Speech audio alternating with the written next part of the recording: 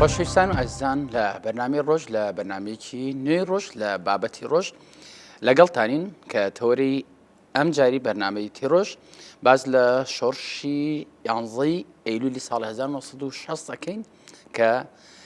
شۆڕشی ئەیلول لە ساڵی 1960 کە دەکاتە 6 ساڵ لەمەوبەر ئەو شۆڕشە لەلایەن بارزانی و دەوروبەر و شۆڕژگەڕانی ئەو کاتە بڕیاری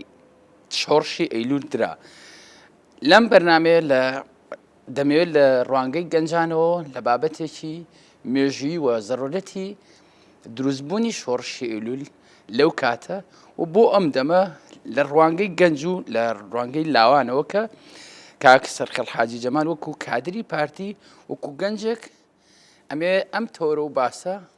بۆ ئەو یادە بۆ ئەو بڕیارە کە شۆڕشی ئەیلول لێیدرا دەمێت تاوتوێی لەم بەرنمەیە دەمەوێت تاوتوێی ئەو زەمانە بکەین لە لە ڕوانگەی گەنج و یاخود لاوێکی وەکو کاک سەرخەل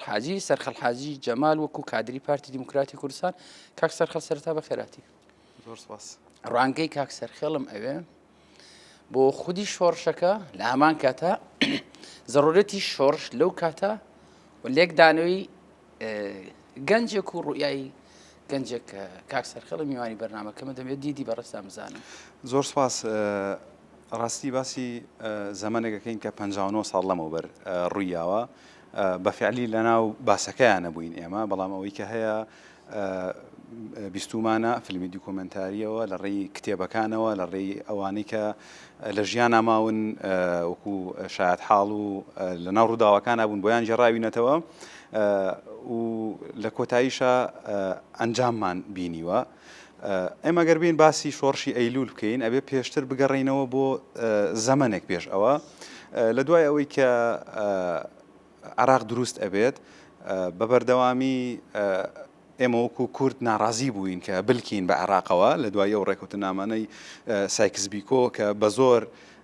ویلایەتی موسڵ ئەنووسێنرێ بە عێراقەوە بەو مەرجە ڕازی ئەبین کۆمەڵی گەلان لەسەرەوە ڕێگەکەون کە مافە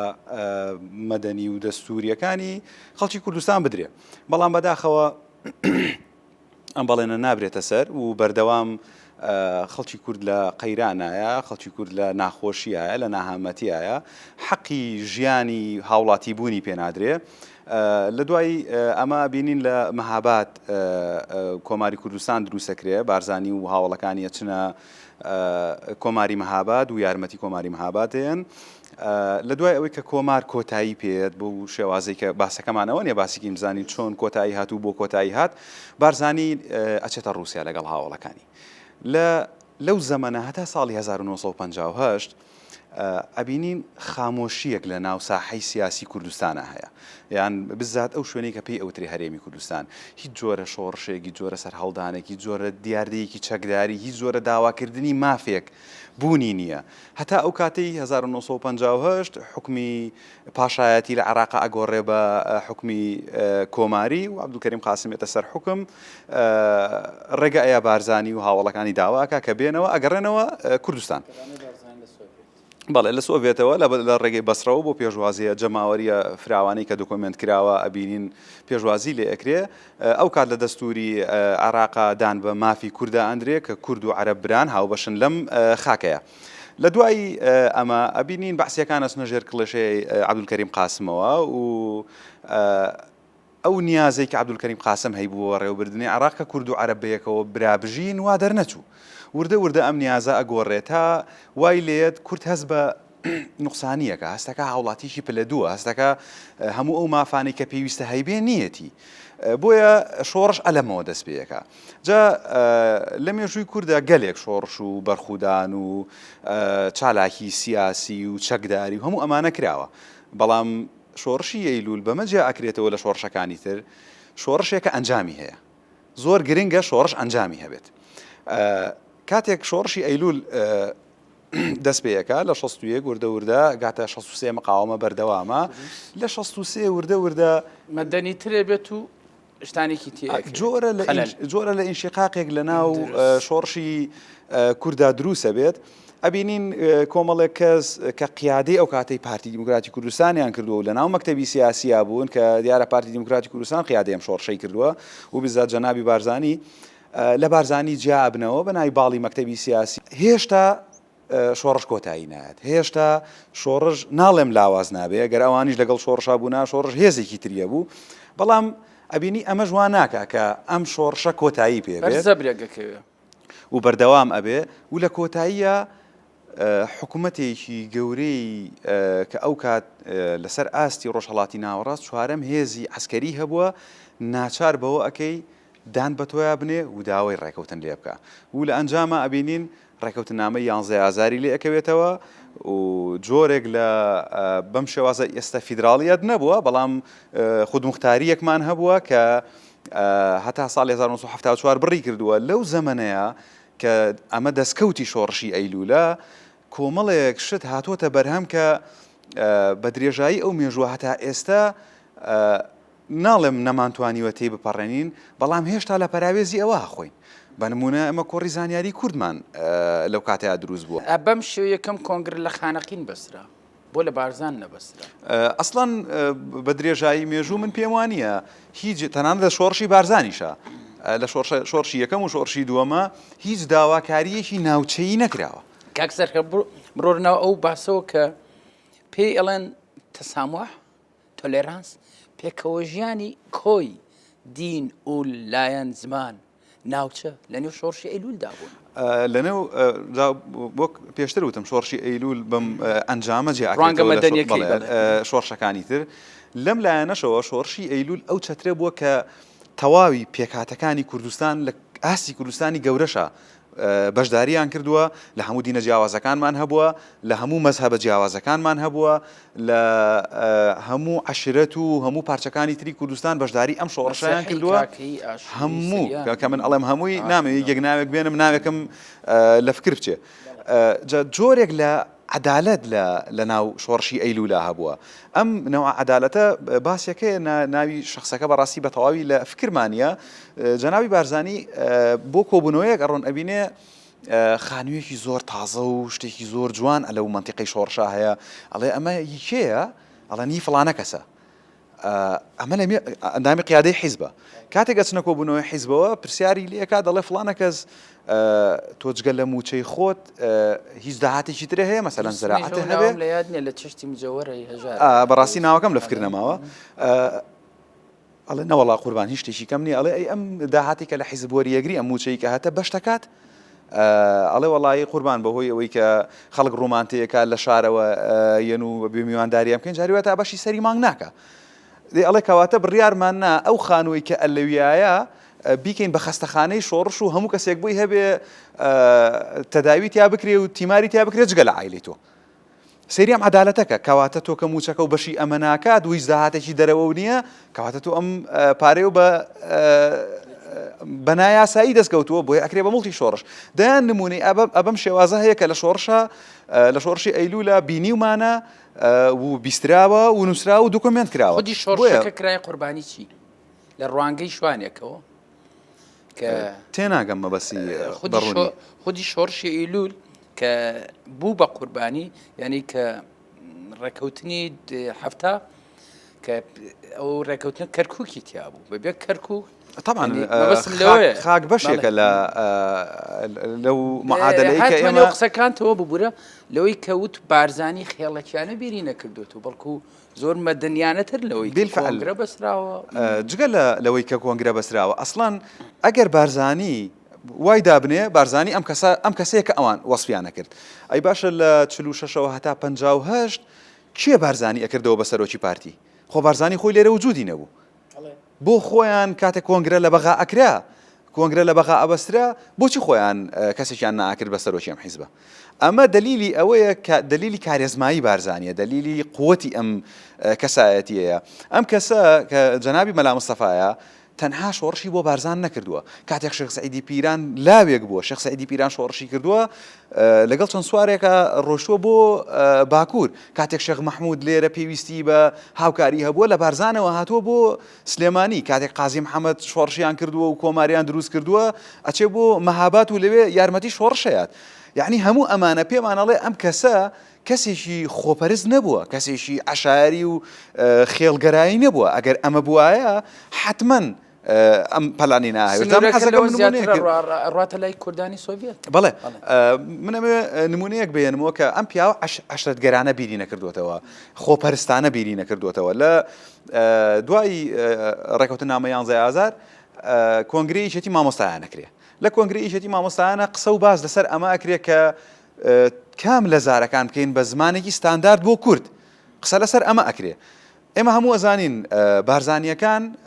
شێوەزاریان کرمانجیە، کرمانجی سەروە و ئەم شێوەزارێکی ئێستا تا ڕادەیەک نیمچە ستانداردە کرمانجی ناوەڕاستە کە بە سۆرانی مەشهورە. جەنابی بارزانی لەوێ بیر ناکاتەوە کە لەبەر ئەوەی خۆم بە کرمانجی قساکەم و خزم و کەس و نزیکەکانم بە کرمانجی قساکەن کرمانجی بسەپێنێ. لەوێ ئەو پێشنیارەکە کە بە کرمانجی ناوەڕاست کە سۆرانیە بکرێ بە زمانی ستاندارد کۆمەڵە کۆکاری هەیە. بۆ کرمانجی ئەکرێ بە زمانی ستانداردیان کە ئێستا زمانی فەرمیە لە دام و دەستگای حکوومەتە بە درێژایی شۆڕشەکان ئەوەی کە هەمان بە وەکو بڵاوکراوە وەکو ڕۆژنامەتەنان لە سەردەمی شێخ مەحموودا دوایی لە سەردەمی کۆمارە ئەمە بووە کە پێی ئەنووسین ئێستا. بۆیە بارزانی نەیویستووە تەجاوزی ئەمە بکات و ئەو پاشخانە معریفی کە هەمانە ئەو هەموو دۆکۆمنتەی هەمانە بەم زارە بیگۆڕین و ڕێی خۆی فەرز نەکردو بەسەر ئەمەیە. ئەمە ئەو پەڕی مەدەنیەتی مەلا مستەفا ئەسەلمێنێ کە بالفعل کەسێکی مەدەنی بووە لە پێناوی خەڵکا بیری کردوەوە نەک لە پێناوی خۆی و عەشرەتەکەیە. زیاتر لەوە کە ئەو پسپۆرەکەی بەڕستانە کاک سەرخێر کۆڕی زانیاری کورد. یعنی ئێستش کە زۆر جار قسە و باسی ینی ئێوەمانانە لە بەتابەتی لە تۆڕە کۆمەڵاتەکانە کە کورد چۆن زمانێکی ستاندار ینی دروستکە یاخود دروستی نەکردو ئەو کات ینی مەبەستم لە دووبارەی ینی دەبارەشی کەینەوە لەوەی کە بە نوعێک ئەو ئێرابە فکرێت چۆن دروست کرا بە تایبەتی بۆ ئەم جیلە مەخسووسن بۆ خودی بارزانی کە بارزانی کۆڕی زانیاری کوردی دروست کرد. سێری کە ئێمە ئێستش لە بواری زمانە کاتێک باز لە وشەیەکەکەی نەموشەیە عەرەبی هاتوتە ناو زمانی ئێمەوە بە دوای بەدیلێکە ئەگەڕین ئەڵێن ئێمە کۆڕی زانیاریکی کوردمان نییە وەکو ساڵی هەفتاکان ئەم وشەیە بچەسپێنێ سەدان وشە بگرە هەزاران بەهۆی کۆڕی زانیاری کوردەوە کە لە ئەو گۆڤاری کە دەریە کرد لە پشتەوە هەر جارێ بۆ نمونە 50 وشە 100 وشە بەرامبەری بۆ دائەنا و ئەچوە ناو ئەدەبیاتەوە لە ڕێگەی ئەو بڵاوکراوانەی کە لەو سەردەمەیە چاپەکران لە ڕێگەی ئەو کتێب و نووسینانەوە ئاشنا ئەکرا بە خەڵکو و ئەچوە ناو خەڵکەوە و دواتر جێی خۆیەگرت. سەدان وشەی عەرەبی و بێگانە لە زمانی ئێمە هاتوتە دەرەوە بۆی کۆڕی زانیاری کوردەوە بووە. دواتر سەباح الخێر کرایە بەیانی باش. طبعاً بەیانی باش چۆنی چاچی هاتە ناو باسەوە تەنانەت نەوەش. نووسینی کوردی ئێمە ڕاستە وەکو ستراکچەر وەکو بنیاد وەکو ڕێزمانەکە لەسەر ڕێزمانی کوردی ڕۆیشتووە بەڵام تەواوی ئەو دانانەی زمانی ئێمە ئەتوانم بڵێم زۆرینە لە 170 بەرەوسەرەوەی عەرەبی بووە. جا لەو زەمەنەیە لە 70 بۆ 74 زەمینەیەک ساز ئەکرێ ڕۆشنبیری ئەگەشێتەوە ڕۆشنگەری ئەگەشێتەوە فکر گەشە ئەکا ئەبینی گروپی ڕوانگە ڕاگەێنرێ. هەتا ئێستش ناتوانین باسی نوێکردنەوەی شعر و ئەدەبی کوردی بکەین بەبێ ڕوانگە. ناتوانین باسی یاخیبوون بکەین باسی جوانی شعر بکەین بەبێ گروپی کفری. ئەمە هەمووی بەرهەمی شۆڕشی ئەیلول و ڕێکەوتن نامەی 11 ئازارە. بۆیە لە دوجارە کاتێک شۆڕشێک شکست ئەهێنێ چۆن ئۆباڵەکی ئەخرێتە سەر کەسی یەکەم و هەر بە هەمان شێوە شۆڕشێک سەرکەوتووە ئەبێ بیگەڕێنینەوە بۆ زۆرینەی ڕێژەکە بێن بە کەسی یەکەم ئەو زەمینەی کە ساز کراوە لە ڕووی ڕۆشنبیریەوە لە ڕووی فکرەوە لە ڕووی دامەزراندنی کۆمەڵەوە لە ڕووی چاپخانە و بڵاوکردنەوەی ڕۆژنامە و گۆڤار و ئەم شێوازە لە کارکردن و ڕێگەدان بە ڕێکخراوەکانی قوتابیان و ئافرەتان و لاوان و مامۆستایان و ئەمانە ڕۆڵیان هەبێ لە ناو شۆڕش و لە ناو کایەکەیە ئەماگەڕێتەوە بۆ جەنابی بارزانی. وابزانم کەمێ حەقۆنەیە بووە ینی ئەو دامەزراندنی کۆمەڵگەی مەدەنی ئەوە بە خێرایی لەبەری کاتیشن نەماوە حقت ینی حەق بە تۆی بەڵام وەکو دوا قسەش دیدی سەرخێڵم لەم ڕوانگەیە کە ئەم جیلەکە ئەنی با من ئەمە بڵێم هیچ زەدەگۆیەکی تیانێک کەمە خوێنێتەوە و ئاگاداری مێژوو نییە چۆن ئێرەهابی فکری بارزانی کراوە و بارزانیەک تاوان ئەکاتە کارەزمای نەتەوەیەک کارەزمای خودی ینی نەتەوەیەک لەسەر دەستی کۆمەڵێک گروپ کۆمەڵێ ئەوانەی کە بەڕێسان ئاماژەتان پێ لە کۆڕی زانیاری کورد و ڕوانگە و لەم دوایەوە لە بەتایبەتی لە دوای ئینتیفاازەکەەوە ینی ئەوانە دروست بوون بە پێچوانی کۆڕی زانیاری و ئەو مرۆڤ دانسخە و ینی کەم وێنانە هاتنە نێو ساحەی کوردیەوە یا کتێبخانی کوردی تۆ ئەما بگەڕێنیتەوە بۆ ئەوەی کە ئێمە میلەتێکین بەش کراوین لە کورد و بەسەر عەرەب و بەسەر فارس و بەسەر تورکە دابەش کراوین ئەمانە بەردەوام دوژمنی تۆن یعنی تۆ بێ چاوەڕێی ئەوە بکەی کە لە ڕەمزەکانە بە لە کەلتورە بە لە ناسنامە بات باشە باشترین کار بۆ ئەوەی ئەمە بکات ئەبێ لە ڕێگەی کەسی خۆتەوە بیکات بۆ نمونە قانعی فەردێکە هێنێ مێژووی تۆ بشێوێنێ کوردێکە ئەمە ئەگەر فارسیەک بیڵێت کەس گوێی لێ ناگرێت لە ناو کووردا ئەڵێ نەمە دوژمنی منە بەڵام کاتێک من بێم خۆم بە ناوی ئەکادیمی بوونەوە مێژووی وڵاتەکەی خۆم بشێوێنم لەوە ئەچێ سەرنجی کۆمەڵە کەس ڕابکێشم بۆیە ئەمە کاری دوژمنانە بە خەڵکی خۆمان ئەکرێ تۆ سیر کە ئەو شێوازە ئیرهابە کە بەکار ئەهێنرا لای خەڵکێک وا بوو مەلا مستەفا هەر نەخوێنەوارە هەتا ئەمە خیرانە ینی پێیان وا بوو کە ئەسڵەن خوێنەواری نییە هەر جگە لە زمان زانین ئەو لە رووسیا ئەکادیمیای تەواو کردووە پلەی جەنەراڵی وەرگرتووە یعنی ئەو عەرەبی فارسی بۆ ئەو زەمانە بەڵێ هەرەمووی زانیوە و کەمێکیش ئینگلیزی زانیوە هەتا ئێستا لە ئەکادیمیای عەسکەری رووسیا ئەمە باز لە مرۆڤێکن لە شاخ بووە لە نێو شۆڕش بوو هەموو ژیانی لەمەیە بووە لە 1970 لە زیندانە لەدایکە بێ هەموو جاویستم باسی ئەو بکەم لە رووسیا لە ئەکادیمیای عەسکەری وانەیەک لە یەکێک لەوانەکانە ئەبێت چۆنیەتی پەڕینەوەی مەلا مستەفا و هاوڵانی چۆن لە ئاوی ئاراز بن لە نێوان سێ چوار دەوڵەتی دژە ئەتوانێت پەڕێتەوە بۆ رووسیا وەکو تاکتیکی عەسکەری ئەخوێندرێ ئەمە بۆ من کەسێک کە کارێزمایە گرنگ نییە ئەکادیمی بێ مەرج نییە کاریزمەکانی عالەم ئەکادیمی بن کاریزمابوون مەوهیبەیە کە خوا ئەداتێ ئەمە مەوهیبەیە مەلا مستەفا هەی بووە بتوانێت لە هەر چوار پارچەی کوردستان خەڵک قەنەعەت پێ بکە تۆ سەیری دروستبوونی پارتیکە پارتی نهاتووە مەلا مستەفا خۆی دروستی کاتێ کارەزمایەکی وەکو بارزانی کە کاتێ لە دەرگای سۆڤێتەیە خودی هاوڵانی بارزانی پەرت ئەەکەن پەنجا لەوێ پەنجا لەوێ پەنجا لەوی تر کارەزما بوونە هەمووی کۆ ئەکاتەوە و لایەزال هەتا ئێستش هەمووی بە شادە و بە هەموو ئەوانەی کە ئەژین ونەوەکانیان هەر بە ئومێدی مەلا مستەفا واژین لە بەرۆی مەلا مستەفا ئەم کاریزمایی تیا بوو وەکو وتم ینی ئەو زەمەنە باشە کە مەلا مستەفا لێرە نەبوو لە 46 بۆ 50 بۆ کەس نەبوو شۆڕشکات غێر کاریزمایەکمان نەبوو من ناڵێم لە تەواوی مێژووی کوردە تەنها مەلا مستەفا کارێزما بووە بەڵام بۆ ئەو سەردەمەی کە مەلا مستەفای تیاژیاوە کەس نەبووە بەدیلی ئەو دوجار ئێمە باز لە شۆڕشی ئەیلولەکەین ئێستا ئێمە لەم ستۆدیە لەم شارە پایتەختمانێ موەسسەمانێ پەرلەمانمانێ بە بڕیاری شۆڕشی ئەیلول ئەمە هاتوێتە بوون بە دڵنیاییەوە خۆی من پێم وایە لە ماوەی ئەم 30 ساڵەی کە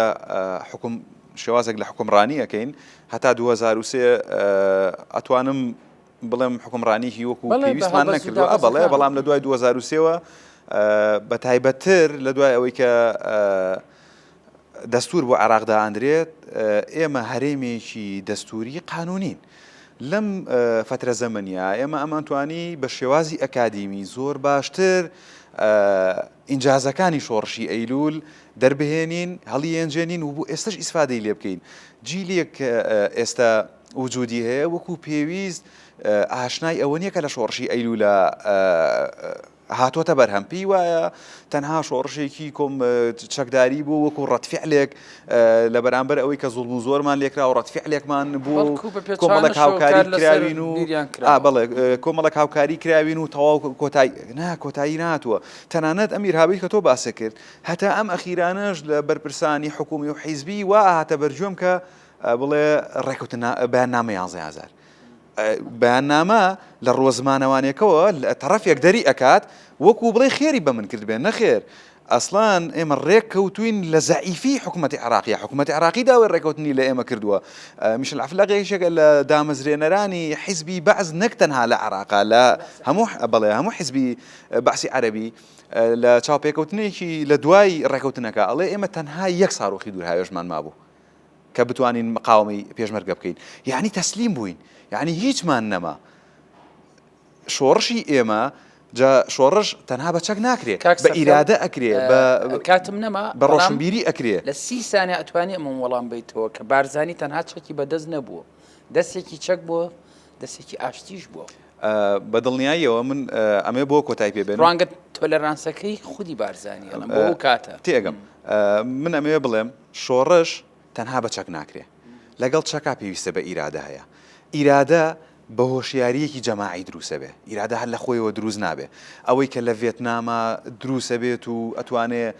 ئەمریکا بخات ئەمە بە ئیرادە ئەکرێ ئەجینا بە کڵاشکۆفێکی ڕووسیەوە ناتوانانی لەگەڵ تاریا شەڕ بکەی لە شۆڕشی ئەیلولیشە هەمان شت هەبووە چۆن لە ڤێتنامە هۆشی منە بەو فکرە توانیوێتی میلەتێک هۆشیار بکاتەوە بە هەمان شێوە مەلا مستەفا لە شۆڕشی ئەیلولا بە فکر ئەتوانێ